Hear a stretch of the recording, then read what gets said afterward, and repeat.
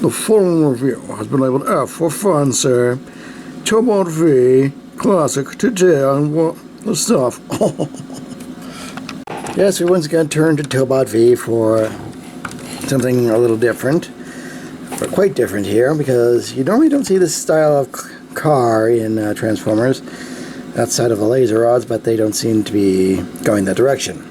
Now, what's interesting is that I do have some examples here. We have Goodnight and Tux, and we do see bits and pieces of this.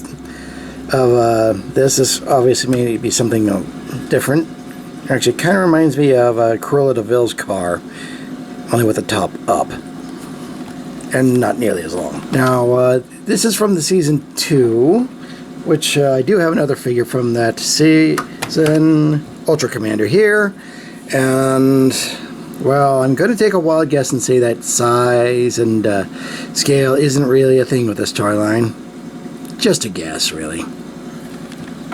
Now, obviously for accessories, you have this lance. In the promo pics on the box, it did show this as black with a gold highlights.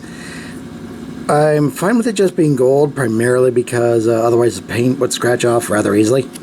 Now, as for this little bit right here, where I imagine if for this type of car the spare wheel would be, we actually have the head, which does a very interesting thing. It kind of turns into this castle rampart entryway, the gateway, whatever it is, and yes, that is the head there. We'll get into that later. One more accessory that he does come with, this cape. That'll definitely come into play in robot mode later. Not too sure about the durability of this thing. This doesn't feel very sturdy, so I may end up having to replace it with like a piece of actual cloth later, but it's neat that they actually included this, if that excites you. Since I already have the accessories removed, we can take a proper look at it, at this car, with very nice rolling wheels pinned in with the hubs actually painted, so yay for that. It does leave this back part here a little hollowed out, but that it's a toy. What can you really expect for that? Now, what's interesting is that Classic here actually has two robot modes. We're going to get into the first one. We start by, well, we've already removed these two bits right here. So these back there. Then we actually remove the hood. This comes into play later. Then, let's see here now. We start by lifting up the roof. Literally raising the roof here. Alright, then kind of to do things a little interesting way. We fold out to these bits right here.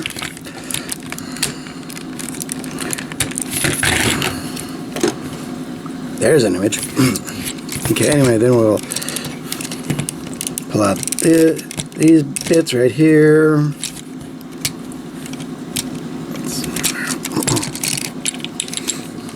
And yeah, just kind of put these out here for now. Then we'll take all of this, and I do mean all of it, and just kind of fold it back. Oop. Like that. Yeah, there's a bit right here we should do first. This will actually help this robot mode stand securely once we get that far. Okay. Split that part. That does come into play a little bit later. Okay, there we go with that. And then we will fold this whole assembly like that. Kind of leave that where it is. Okay, then fold these back here. Do that. Okay, I guess I can't really leave those there. Lots of physics and all that. Okay, then we do that. Okay, yeah, there we go. Yeah, then we fold these parts back. Then we fold up this first robot mode head. Okay, and now we just... Yeah, there we go. Yeah, that's right. Okay. And then we have the first robot mode. Now, unfortunately, since I don't read Korean, I can't really tell you what this mode actually is. It's not exactly a chibi mode, but it seems to be some sort of weird interstitial mode. But at least they got something interesting to do with it, so it doesn't just... Well, it still looks weird, but it's something you can do.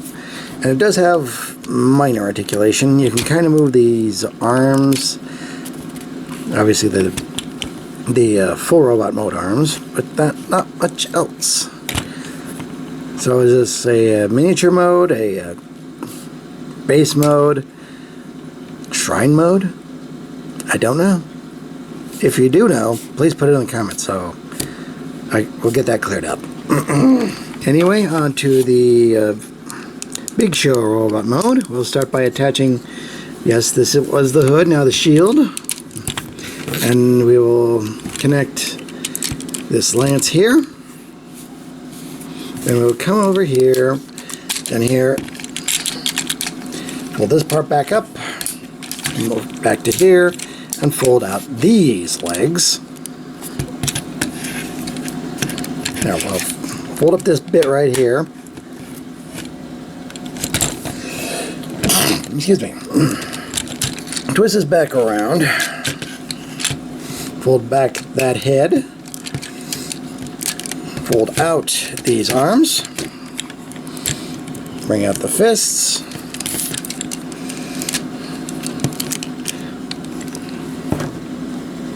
Let's see here now. Then we can fold these down like that. We come to the back. Grab the cape. Reattach the parapet rampart back to this part over here. Yeah, that's gonna happen. No, nothing much I can do about that. Okay. See here now. Now see here. Okay, there.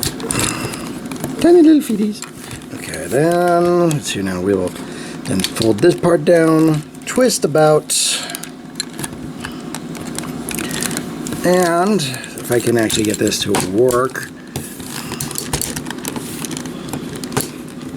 Silly English.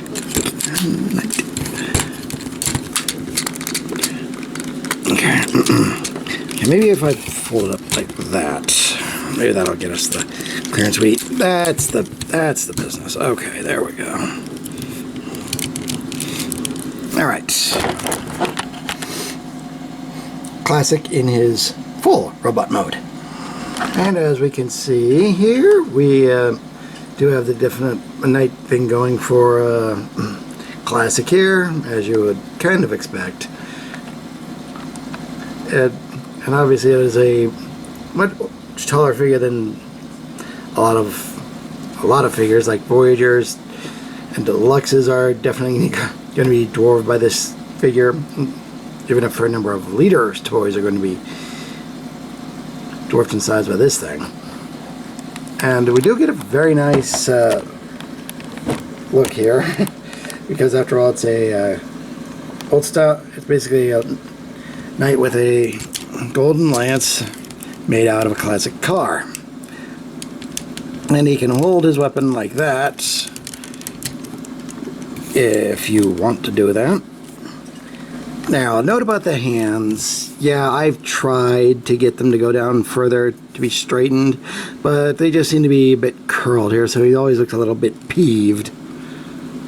The cape, well, it's going to look a little odd, but it is a nice addition. Again, probably something you have to replace with cloth in a little while, but overall, very nice, very impressive, and very cohesive. Alrighty, so for additional size comparisons, we got Goodnight, come on now, and Tux again. We have Ultra Commander. It's here now. Get this, everybody a bit forward for this one. And Gigant V.